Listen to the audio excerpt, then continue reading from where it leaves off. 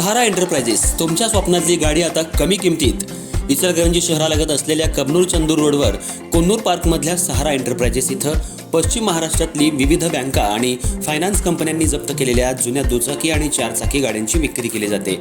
Showroom किमतीपेक्षा 25 ते 50% कमी दरात, उत्तम स्थितीत आणि संपूर्ण कागदपत्रांसह त्वरित डिलिव्हरी. दुचाकी 20,000 पासून पुढे तर चारचाकी 50,000 पासून पुढे. आपल्या पसंतीची कार किंवा बाईक आता अगदी परवडणाऱ्या दरात घेऊन जा. विश्वास, पारदर्शक व्यवहार आणि उत्तम सेवा हेच आमचं वैशिष्ट्य. पत्ता Konnur park, Kabnur Chandur road, Ichalkaranji. Proprietor Rajubhai Ajgar. संपर्क 8055810910 आणि 9860785786. सहारा एंटरप्राइजेस, दर्जा, विश्वास आणि बचत यांचं परिपूर्ण ठिकाण.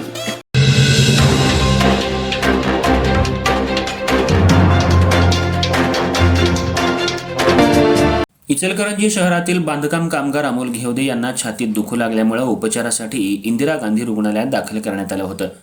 तिथं वेळेत उपचार मिळाले नाहीत. त्यांना तिथून पुढे शहरातल्या सेवा भारती रुग्णालय तसंच सेवा सदन हॉस्पिटलमध्ये नेण्यात आलं. त्यांना वेळेवर उपचार मिळाले नाहीत, त्यामुळे त्यांचा दुर्दैवी मृत्यू झाला होता. याची तक्रार नातेवाईकांनी आरोग्य जिल्हा प्रशासनाकडे केली होती. आज जिल्हा प्रशासनानं doctor Sunanda Gaikwad, doctor Reshma Patil, doctor Rajesh Jadhav या डॉक्टरांची समिती स्थापन करून चौकशीचे आदेश दिले.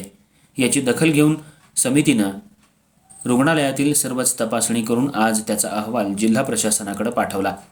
इचलकरंजी शहरालगत असलेल्या कबनूर गावात गांधी विकासनगर गल्ली नंबर 2 मध्ये राहणारे अमोल घेवदे हे गेल्या काही वर्षांपासून तिथं राहतात.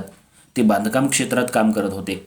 घरची परिस्थिती अतिशय बेताची आणि आपल्या परिवाराचा स्वतःचा उदरनिर्वाह ते त्या परिस्थितीत करत होते. बुधवारी 12 तारखेला पहाटे 5 वाजता त्यांना छातीत दुखू लागल्यामुळे त्यांच्या नातेवाईकांनी इंदिरा गांधी रुग्णालयात उपचारासाठी त्यांना दाखल केलं. यावेळी तिथं असलेल्या डॉक्टरांनी सर्व यंत्रसामुग्री असताना सुद्धा ECG मशीन असताना सुद्धा ECG मशीन बंद आहे, उद्या सकाळी 10 वाजता या असा सल्ला दिला. त्यानंतर नातेवाईकांनी त्यांना शहरातल्या सेवा भारती रुग्णालयात दाखल केलं. तिथं सुद्धा त्यांच्यावर उपचार करण्यात आले. त्यांची प्रकृती चिंताजनक असल्यामुळं त्यांना पुढील उपचारासाठी शहरातल्या सेवा सदन हॉस्पिटलमध्ये दाखल करण्यात आलं. पण रुग्णालयात दाखल करण्यापूर्वी अमोल घेवदे यांचा दुर्दैवी मृत्यू झाला होता. यामध्ये पेशंटची हेळसांड झाल्यामुळं, डॉक्टरांच्या अशा मनमानी कारभारामुळं अमोल घेवदे यांचा मृत्यू झाल्याचा आरोप त्यांच्या नातेवाईकांनी केलाय आणि याची तक्रार त्यांनी जिल्हा प्रशासन, मुख्यमंत्री, उपमुख्यमंत्री, आरोग्यमंत्री, जिल्हाधिकारी, जिल्हा आरोग्य प्रशासन यांच्याकडे लेखी आणि ऑनलाईन केली होती. याची दखल घेऊन जिल्हा प्रशासनानं या सर्व प्रकारावर समिती स्थापन केली.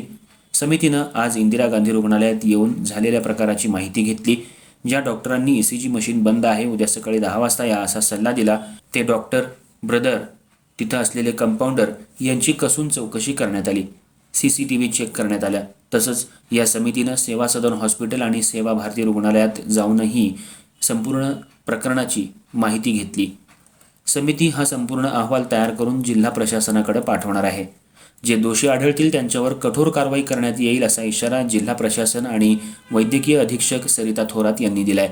इंदिरा गांधी रुग्णालयात सर्व यंत्रसामुग्री असताना सुद्धा डॉक्टरांनी का हलगर्जीपणा केला असा सवाल सध्या निर्माण झालाय. अमोल घेवदे यांना जर वेळेवर उपचार मिळाले असते तर कदाचित त्यांचा जीव वाचला असता आणि त्यांचा परिवार पोरका झाला नसता. अमोल घेवदे यांच्या पश्चात आई, पत्नी, 9 वर्षांचा मुलगा आणि 13 वर्षांची मुलगी असा परिवार आहे. त्यांचा परिवार आता पोरका झालाय आणि पुन्हा कोणावरही अशी वेळ येऊ नये यासाठी परिवारातल्या नातेवाईक, मित्रमंडळींनी या सगळ्या प्रकरणाची तक्रार केली. त्यांच्यावर कठोर कारवाई झालीच पाहिजे.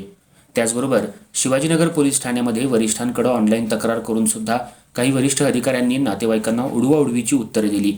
आमच्याकडे अर्ज आलाच नाही, तुम्ही IGM मध्ये गेलाच नाही असा सज्जड दमच वरिष्ठ अधिकाऱ्यांनी नातेवाईकांना दिलाय. त्यामुळे आम्ही न्याय कुणाकडे मागायचा असा सवाल सध्या नातेवाईकांनी उपस्थित केलाय. पण वरिष्ठ अधिकाऱ्यांनी याची गांभीर्याने दखल घेत दोषींवर कठोर कारवाई करण्याचा इशारा दिलाय. आजच्या या समितीनं जो अहवाल वरिष्ठांकडे पाठवलाय त्यात कुणाची चूक आढळणार, कठोर कारवाई होणार का, याकडे सर्वांचं लक्ष लागून राहिलंय.